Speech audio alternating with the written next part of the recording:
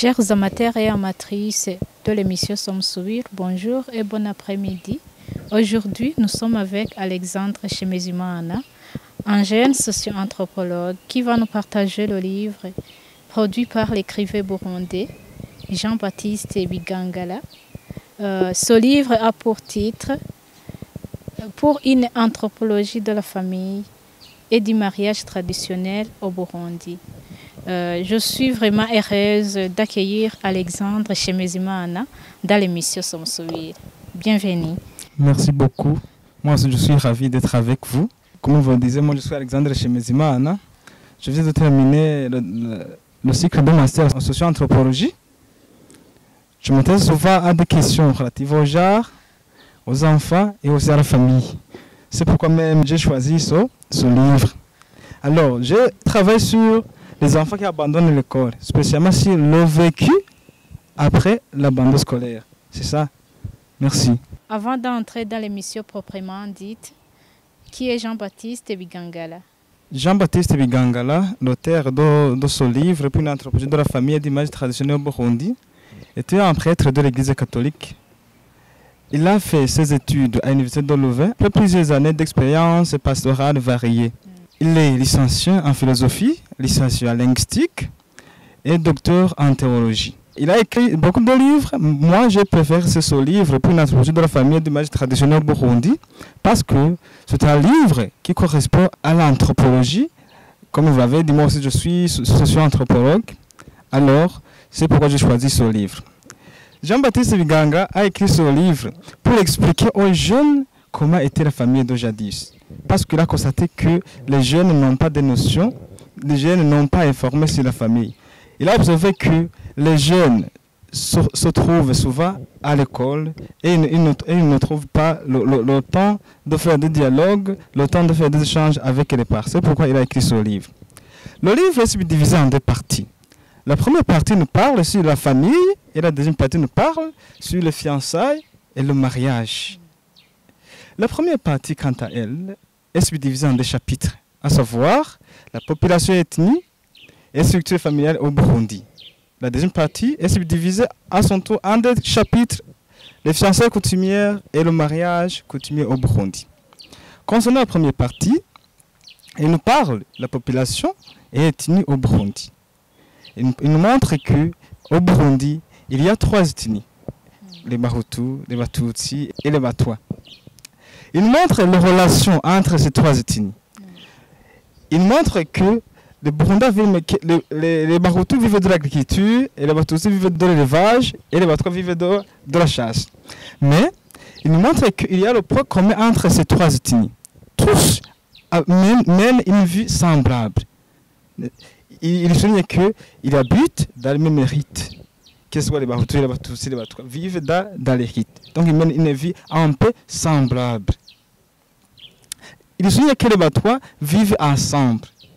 Ils vivent ensemble. Là où on doit trouver aussi d'autres habitats Batwa. Donc ils cohabitent ensemble. Alors, concernant la structure familiale au Burundi, je me suis focalisé sur cet aspect, structure familiale au Burundi. D'abord, l'institution familiale comporte trois organisations hiérarchisées. Il y a d'abord la famille nucléaire. La famille nucléaire, c'est quoi? C'est l'institution de base de la parenté. Ce groupe est composé par les parents et les enfants. Les parents, le père légal, je souligne le père légal, et une mère avec les enfants qui habitent dans la même maison. Donc les enfants non mariés. Quand tu deviens marié, tu n'es pas dans la famille nucléaire. On forme une autre famille qu'on appelle famille parentale. La famille parentale peut se définir comme une société naturelle groupant plusieurs familles nucléaires. La famille parentale est coordonnée par une autorité. La famille parentale rassemble les personnes qui se réclament dans même un centre. Un centre, je dirais, en Kirundi, ou bien secours. Même un centre. Mais qui sont liés avec, qui partagent le même lien de sang. Donc, dans la famille parentale, les gens partagent le même lien de sang. Jusqu'à quelle génération? À la 6e génération. jusqu'à la 6e génération. C'est pourquoi on dit, toi tu es fils d'hôtel, jusqu'à la 6e génération. La famille parentale se limite à cela, jusqu'à la 6e génération. Quand on dépasse la 6e génération, ce n'est pas la famille parentale. Il y a un autre échelon de la famille qu'on appelle famille clanique. La famille clanique, c'est quoi? Le clan est constitué par plusieurs familles parentales. Contrairement à la famille parentale qui est composée par plusieurs familles nucléaires, le clan est composé par plusieurs familles parentales descendant d'une même ancêtre très lointain, d'où il porte le nom. C'est pourquoi on trouve que on peut trouver les gens de cette province qui s'appellent par exemple Abanyakarama, et on peut trouver d'autres Abanyakarama de Muyinga, donc partagent le même ancêtre, portant le même nom. En général, quelle est l'importance, quelle est la fonction de la famille parentale? La fonction de la famille parentale est de garantir les droits fondamentaux de chaque membre et des groupes dont elle est fondée. La famille parentale aide à l'épanouissement personnel et familial, aide à la jouissance dans les événements heureux. Vous voyez que, ici je souligne Bigangara même, je souligne même l'auteur, c'est lui qui nous montre cette fonction de la famille parentale. Ici je souligne aussi, vous voyez que dans la vie courante, quand il y a une fête quelconque dans la famille, on invite d'autres membres de la famille. Ce sont les membres de la famille parentale. Donc, même les personnes qui ne sont pas à côté de vous se rapprochent de vous à cause de cette occasion de la fête. C'est pourquoi je disais que la fonction de la famille parentale, il y a aussi la jouissance dans les événements heureux. Dans la famille parentale, il y a le chef de la famille parentale. Son rôle consiste dans la cohésion de la communauté. Il donne des conseils à certains membres de la famille. Au Burundi, on disait que la dégradation dans ces membres de la famille déshonore toute la famille. Quand il y a quelqu'un qui a transgressé les normes, quand il y a quelqu'un qui se comporte mal, le chef de la famille parentale intervient pour lui prodiguer des conseils. Voilà le rôle de la famille parentale. Les Burundais disaient, Jean-Baptiste Bigangara, attache une grande importance à la famille. Comment? C'est ce refuge au moment aux heures difficiles, mais aussi au moment de la joie. Aux heures difficiles, une personne fait recours aux membres de la famille. Aux heures de la joie, il invite les membres de la famille pour être heureux avec lui. Pendant la célébration, par exemple, pendant la fête du mariage, on ne peut pas faire le mariage avec 3 sœurs. On invite les membres de la famille et on doit être ensemble et on chante et on danse. Mais sans la famille parentale, c'est vrai, on peut avoir des amis, mais il y a la nécessité, il y a aussi la présence de la famille dans cette fête. Alors, la famille contribue à ce qui est de l'éducation des enfants. N'est-ce pas? La famille traditionnelle contribue à ce qui est de l'éducation des enfants. Dans la famille traditionnelle, on inculque, on donne aux enfants les valeurs familiales, les valeurs sociales et aussi les valeurs religieuses. L'enfant en famille doit apprendre à aimer les autres. On enseigne les enfants à partager avec les autres. On donne à l'enfant quelque chose, on lui dit, tu vas partager avec tel. On lui donne quelque chose. Donc, le sens de la communauté, trouve son origine dans la famille. C'est dans la famille traditionnelle. C'est pourquoi que le constat de Bigangara, le fait que les enfants n'ont pas le temps suffisant de vivre en famille, ils perdent quelques valeurs fondamentales pour leur vie, que ce soit en société ou bien en famille. C'est pourquoi il a écrit ce livre, pour inspirer les enfants, pour éveiller les parents, leurs devoirs. Voilà, la première partie se limite à cela, mais le livre comprend beaucoup de choses, mais j'essaie quand même de me focaliser sur certains points. Ce n'est pas à dire que la première partie se limite à ce niveau-là, mais l'essentiel pour moi, c'est ça qui compose la première partie. Oui, Alexandre, en se basant sur ce contenu, quelles sont les valeurs que les Burundais placent au cœur de la famille? Voilà, c'est une question que je dirais pertinente. Je ne sais pas si j'ai expliqué ces valeurs, mais si je ne peux pas dire ces valeurs, c'est l'occasion de les présenter. Alors, avec la culture burundaise, il y a des valeurs familiales. Il y a des valeurs que les Burundais place au cœur de la famille, il y a le sens de la dignité de la personne. Le sens de la dignité de la personne. On enseigne les enfants à respecter la vie de la personne. Si je fais un commentaire, c'est vrai, ça ne figure pas dans le livre de Bigangala, mais je peux faire un commentaire. On enseigne les enfants de ne pas tuer les lézards. C'est pour les éduquer de respecter la vie de la personne. Ils ne faut pas tuer les lézards. Parce que si l'enfant continue à s'habituer à tuer quelque chose, à tuer les lézards, d'autres animaux, le fait de tuer, il y a le risque que, je dirais comment, il y a le risque que l'enfant constate que le fait de tuer, ce n'est pas une chose mauvaise. Il peut même tuer un enfant. Mais pour éradiquer cette habitude, on lui impose de ne pas tuer le lézard. C'est ça la première valeur. Le sens de dignité de la personne. La deuxième valeur, c'est le sens et le respect de la famille. J'ai bien souligné que la famille, c'est son refuge pendant les heures difficiles et aussi pendant les moments joyeux. Alors, on enseigne le sens et le respect de la famille. La troisième valeur, c'est l'entente entre les familles. L'entente entre familles plutôt. L'entente entre familles. On enseigne d'abord de respecter les conseils des parents. Respecter les conseils de ses frères et sœurs. Si il respecte les conseils de ses frères et sœurs. Aussi des enseignants. Aussi des enseignants. Même s'il sera dans la société, il va respecter les autres personnes. Il va respecter les autres personnes qu'il rencontrera dans la vie. Oui. Il y a aussi le sens communautaire. En famille, on partage. Je disais, famille traditionnelle, on partage. Si on partage, le fait de faire le partage tous les jours, ça devient, le partage devient une habitude pour ces enfants. Il y a ça, c'est communautaire. Il y a aussi la solidarité et la communion. Cette solidarité se retrouve où? Pendant le moment joyeux. Imaginez même avec la modernité, il y a des personnes qui prennent les billets d'avion pour participer au fait de les membres de la famille. C'est ça, le sens de la solidarité. La solidarité consiste à l'attachement à l'autre dans le bonheur comme dans le malheur. Je sais que beaucoup de personnes se disent souvent amende. On voit le monde qui se trouve amende.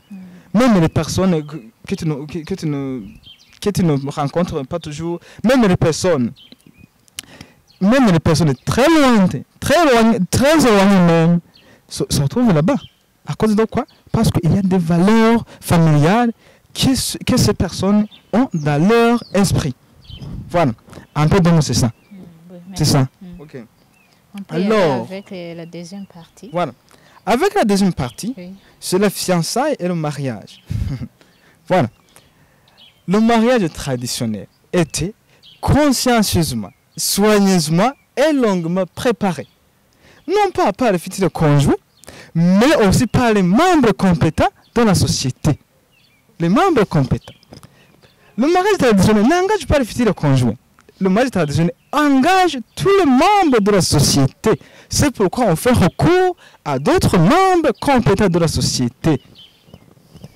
Les fiançailles, c'est quoi? On peut se demander cette question. Les fiançailles, c'est quoi? C'est une période privilégiée de la préparation, en même temps qu'il y a un début de l'engagement dans la vie conjugale. Parce que ça les fiançailles, cet engagement dans la vie conjugale ne peut pas exister. C'est pourquoi c'est une période privilégiée de la préparation, en même temps qu'il y a un début d'engagement dans la vie conjugale. Alors, traditionnellement, comment on fait le choix d'un fiancé? Comment on fait le choix d'un fiancé? Il y avait des procédés. C'est le livre. Je me réfère à le livre. C'est le livre. Il y avait des procédés pour le choix de la fiancée. Oui. Bon. Le choix, d'abord, se fait par le père du garçon après avoir consulté sa femme. Le père du garçon, c'est le père du garçon qui fait le choix après avoir consulté sa femme. S'il a consulté sa femme et qu'il a eu un accord de sa femme, le père va informer à son fils: j'ai trouvé ta future épouse, n'est-ce pas? Il y a un autre procédé. C'était le garçon qui le propose à l'approbation de son père. c'est le garçon qui repose à l'approbation de son père. Ce n'est pas le garçon qui, je dirais comment, ce n'est pas le garçon qui va dire, moi j'ai trouvé une fiancée là-bas, préparer les fêtes. Non, non, non, non. Il va proposer à son père. Il va avoir une approbation de son père. Alors, le livre nous montre que il y a eu des mutations avec le temps. Même, le livre a été publié en 1986. Voilà, en 1986. Mais Bigangam lui-même a constaté qu'il y a eu des évolutions. Ce n'est pas toujours le cas que c'est le père qui va chercher. Non, c'est le garçon. Il y a eu des mutations, il y a eu des changements. Il y a eu un moment où le garçon cherche ça. Sans demander la permission ou bien. Mais il va informer. Alors, on peut se demander comment les parents constatent que l'heure de se marier a sonné pour son fils. Comment on peut constater ça? Tout ça c'est écrit dans le livre. D'abord, le jeune homme manifeste de diverses façons son désir de fonder un foyer. Par exemple, disait le livre, il devient intraitable. Un enfant que tu connais qu'il est traitable, il est flexible, il respecte les conseils, il commence à devenir intraitable. Tu constates que il y a quelque chose, il veut quelque chose. Et puis, si son père a constaté ça, il va alors dans la démarche de la recherche de fiancé pour son fils. Alors, les parents connaissent l'interprétation des gestes que le garçon affiche. Alors, s'ils remarquent ces gestes, ils cherchent alors la fiancée de leur fils. Voilà, un peu de mots, c'est ça.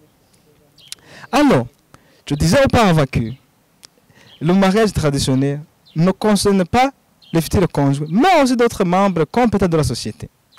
Alors, les parents qui sont à la recherche de la fiancée de son fils, ils faisaient quoi?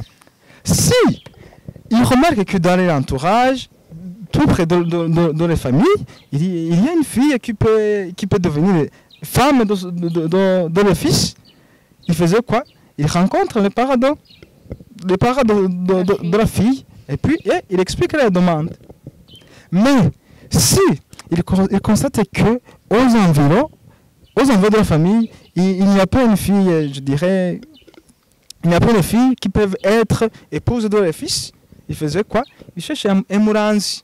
C'est pourquoi ils concernent même les membres de la société. Un Mouranzi, avec une tâche particulière de chercher une épouse pour leur fils. Oui, c'est ça. Alors, on peut se demander une question. Pourquoi les parents s'occupent-ils du projet matrimonial de leurs enfants? Pourquoi les parents ne laissent pas les responsabilités, ne laissent pas les enfants cherchent eux-mêmes je dirais, les femmes ou bien les maris? On se pose cette question. La réponse est simple, c'est le livre. Les parents jugent la vie conjugale tellement importante qu'ils ne peuvent laisser aux jeunes sans expérience aucune à la matière.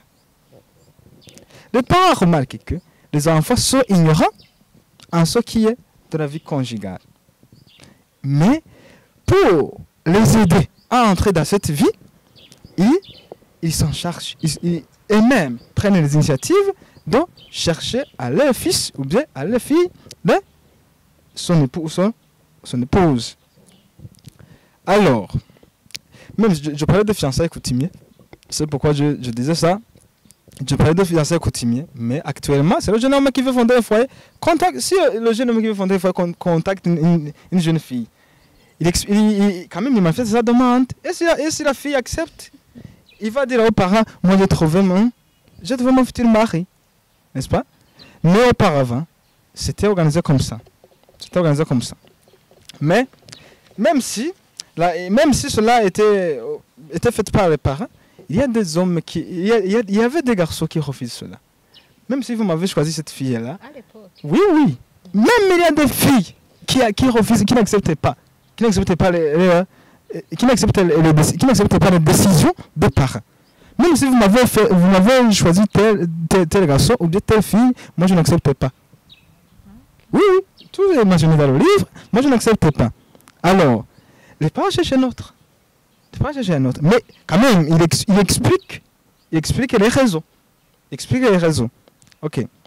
Alors, après cela, je disais que pour faire un mariage, il y a des étapes. Ça commence, les fiançailles se terminent. Il y a quoi? Il y a la dot. La dot, c'est quoi? La dot, c'est quoi? C'est le Bigangala. La dot est définie comme une certaine quantité de biens matériels exigés que le fiancé ou ses parents donnent aux parents de la fiancée en vue d'un mariage.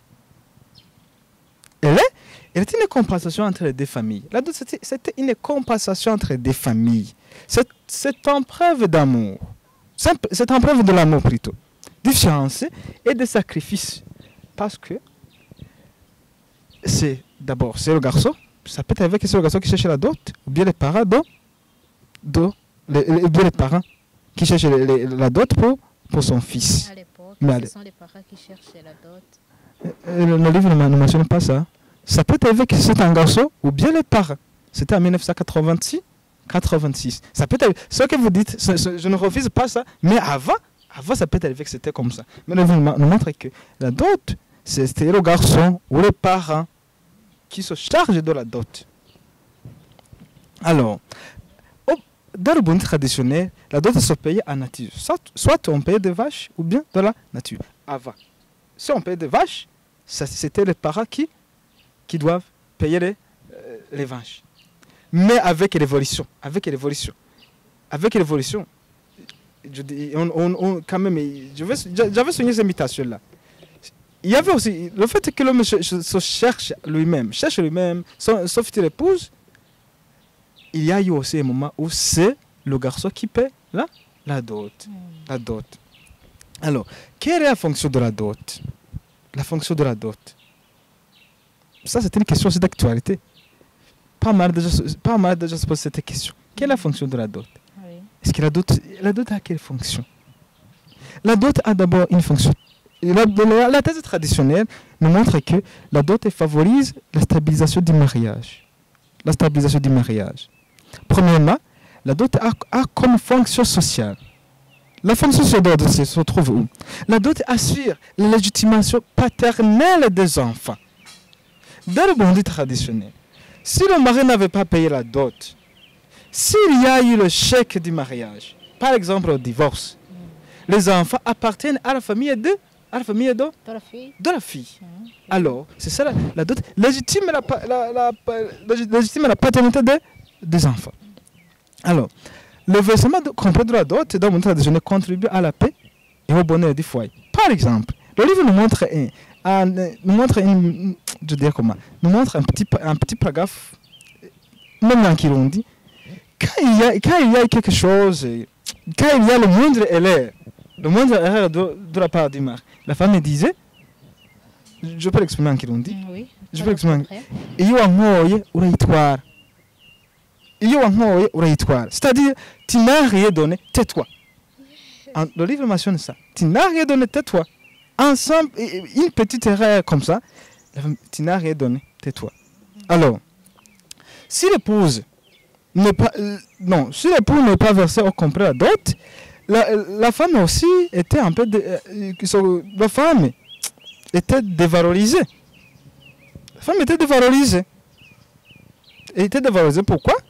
Si la dot n'est pas totalement versée, la famille de l'époux ne reconnaît pas la présence de la femme à la famille. Mais si la dot a été payée, en tout cas, la famille reconnaît l'importance de la femme dans la famille. Alors, même si la dot n'est pas encore payée, au total, l'épouse n'appartient pas à la famille de son mari.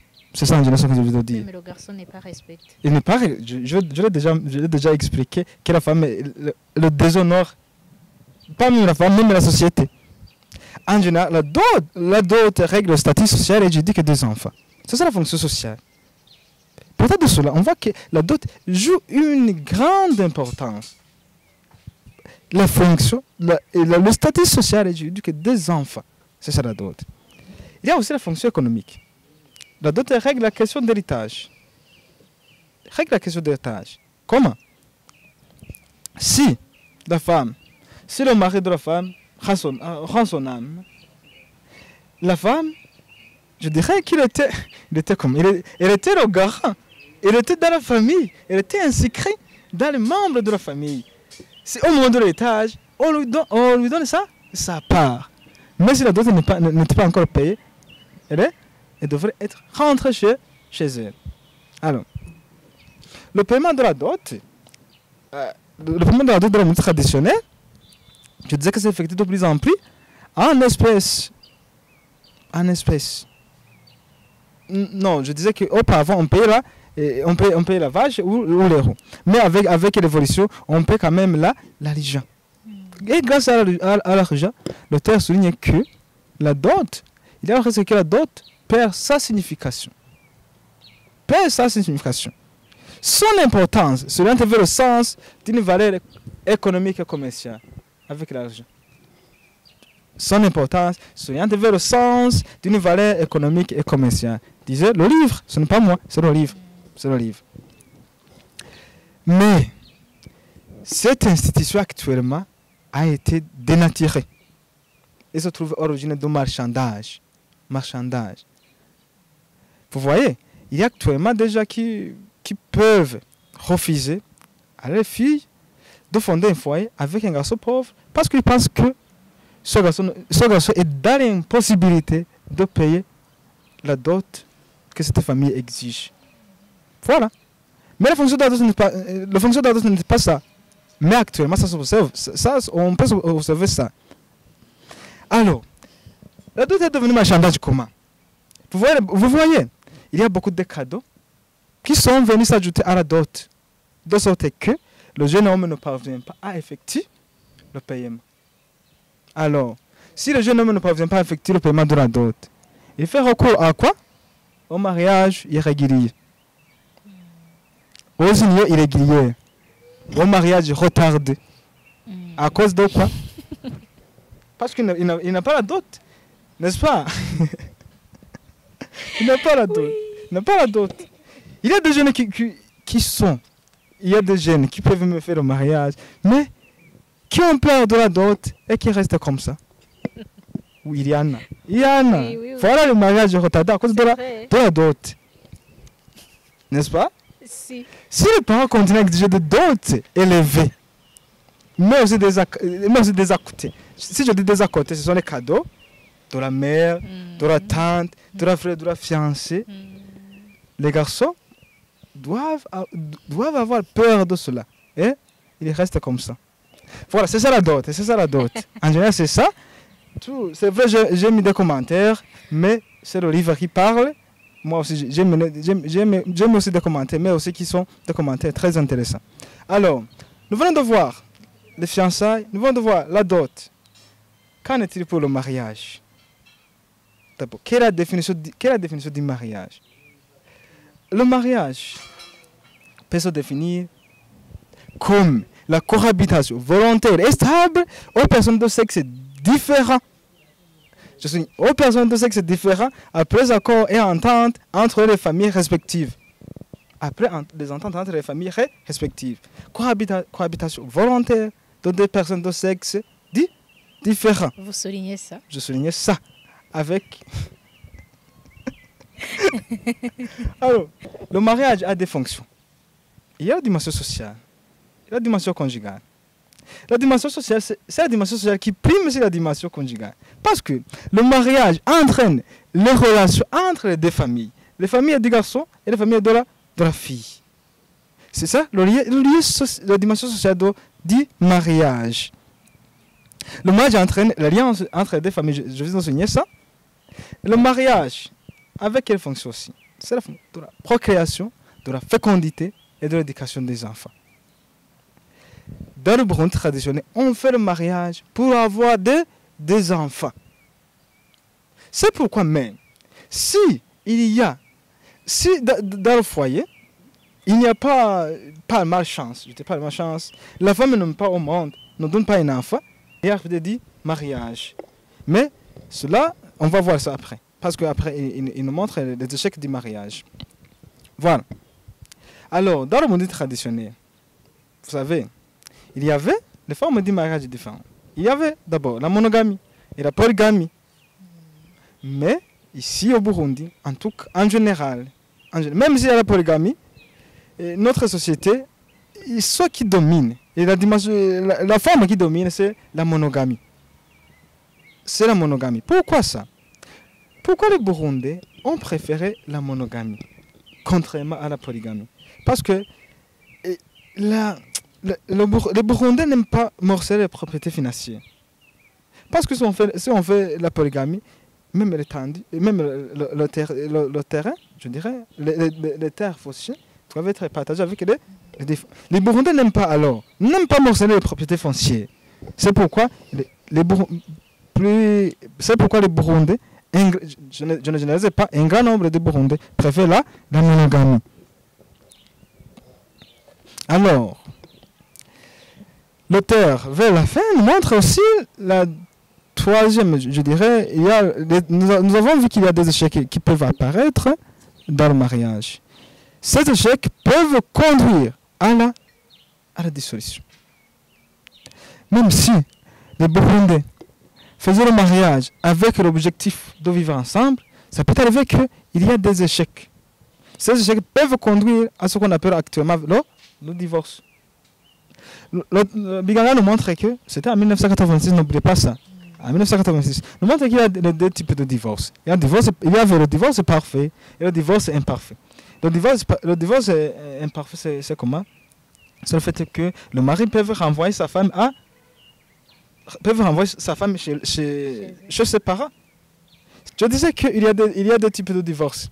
Il y avait le divorce parfait et le divorce imparfait. Le divorce imparfait, c'est le moment où le mari renvoie sa femme, mais avec une possibilité qu'il va la récupérer, qu'il va demander que sa femme peut retourner à sa maison. C'est le divorce imparfait. Le mari le renvoie, mais avec l'objectif que sa femme va retourner. Ça dépend des causes.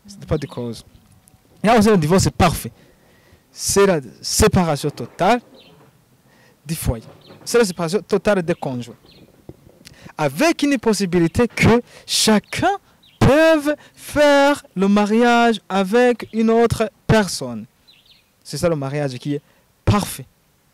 Alors, quelles sont les causes du divorce dans le Burundi traditionnel avec le livre de Jean-Baptiste Bigangala?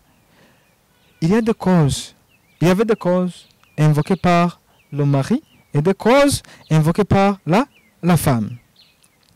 Commençons d'abord par les causes invoquées par le mari.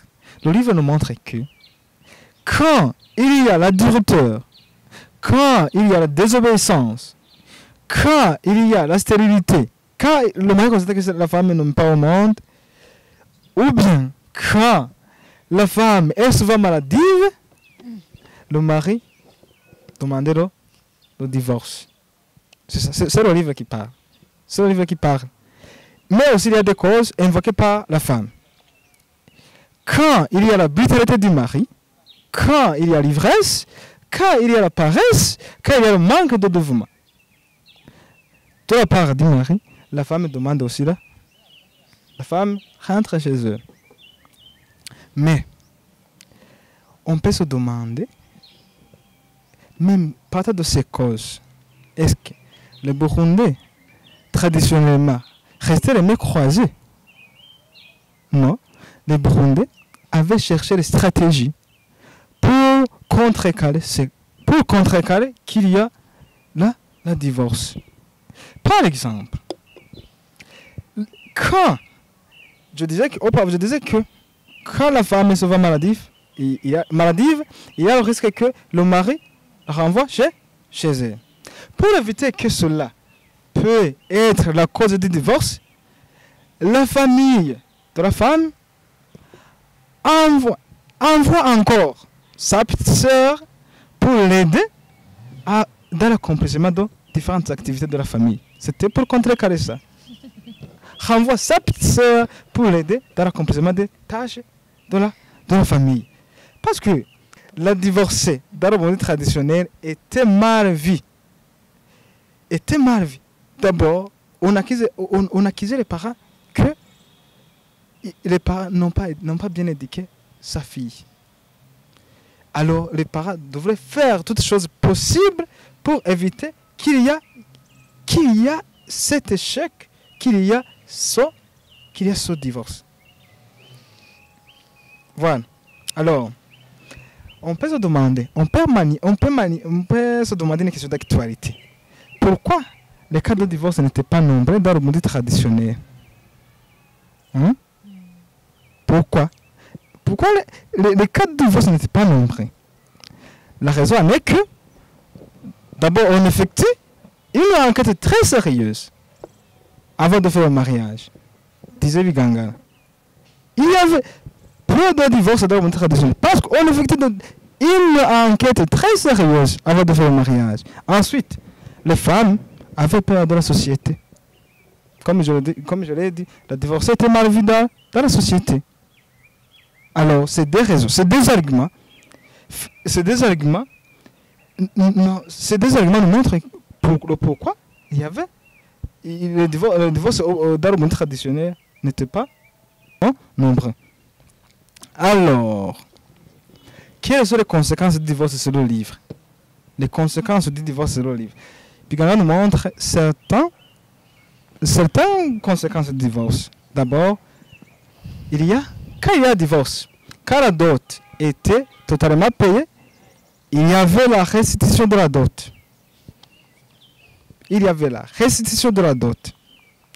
Alors, cela était une difficulté comment? Parce que ça peut arriver que la dot qu'on a payée, par exemple une vache qu'on a donnée, n'était pas encore. Alors ça devient une question très, très compliquée. Parce que les parents de la fille devaient s'arranger jusqu'à ce qu'ils trouvent la dot, jusqu'à ce qu'ils remboursent cette dette. Permettez-moi de dire cette dette. Alors, d'autres difficultés, il y a une difficulté de l'épouse à son mari. Comme elle est mal vue dans la société, c'était tellement difficile pour elle d'avoir un autre époux. Sous prétexte que la cause du divorce était... Bon, on va le balancer. Okay. Alors, il y a aussi la difficulté de l'éducation des enfants. La difficulté de l'éducation des enfants. Le livre nous montre que quand il y a eu le divorce, le mari cherchait une autre femme. En trouvant cette femme-là, ça peut arriver que les enfants de la première femme, la femme d'avant, ne sont pas à l'aise avec la femme. S'ils ne sont pas à l'aise, souvent, il y a même des enfants qui frappent là, la marâtre. C'est ça. La difficulté de l'éducation des enfants. Il y avait aussi une autre difficulté. Si la femme met au monde d'autres enfants, ces enfants souvent vivent en conflit. Parce qu'il disait que vous êtes bien accueillis chez nous. Alors, nous, comme nous n'avons pas notre maman ici, nous sommes mal accueillis. Même si ça peut arriver que même la femme les considère d'une manière, mais quand même cet esprit, ce manque de ne pas voir les mamans dans le foyer reste gravé dans leur cœur. Voilà. En général, le livre nous parle de ça, mais le livre nous parle de beaucoup de choses. Ceux qui veulent avoir des informations complètes et aussi suffisantes, je vous demande de consulter ce livre. Le livre est disponible dans la bibliothèque du Grand Séminaire, dans la bibliothèque des Dominicains et aussi dans la bibliothèque de l'Université de Burundi. Oui. Merci. Alors, merci, monsieur Alexandre, de nous partager ce livre. Mais j'ai une question. En tant qu'un socio-anthropologue, qu'en pensez-vous de l'objectif de monsieur Jean-Baptiste Bigangala en écrivant ce livre? D'abord, son objectif était de faire reconnaître les valeurs de la famille. Comme il a constaté qu'il y a des personnes qui sont, je peux utiliser un mot fort, qui sont ignorants En ce qui concerne les valeurs familiales, il a pris son objectif d'écrire son livre pour enseigner. On écrit un livre pour enseigner. Pour enseigner à ces personnes-là. Alors, il a constaté aussi qu'il y a des personnes qui ne connaissent pas même les membres de la famille. Par exemple, avec la famille parentale. Il y a des personnes qui connaissent les membres de la famille nucléaire. Et même quelques membres de la famille parentale. Nous avons vu que la famille parentale se limite à la 6e génération. Il y a des personnes qui connaissent les membres de la famille parentale au moins à la 3e génération. En tant que socio-anthropologue aussi, moi, je peux dire que, même actuellement, le concept de Bigangala d'actualité, il y a des gens qui ne connaissent pas les membres de la famille. Il y a des gens qui ne connaissent pas les valeurs de la famille. Il y a des gens qui n'ont pas encore le temps d'être avec leurs enfants afin qu'ils puissent les enseigner les valeurs familiales, la communion, la responsabilité, l'entraide mutuelle. Il y a déjà aussi avec l'actualité qui sont comme ça. Alors, je dirais que, partant de son objectif, moi aussi je conseillerais celui qui m'écoute au moins de prendre le temps d'enseigner aux enfants ces valeurs. Parce que sans valeur, sans cette occasion d'avoir les valeurs, même dans l'avenir, son manque doit caractériser ces enfants. Je dirais ça. Merci. Monsieur Alexandre, tenant compte de l'importance de la lecture, quels conseils pouvez-vous donner aux jeunes qui n'aiment pas la lecture?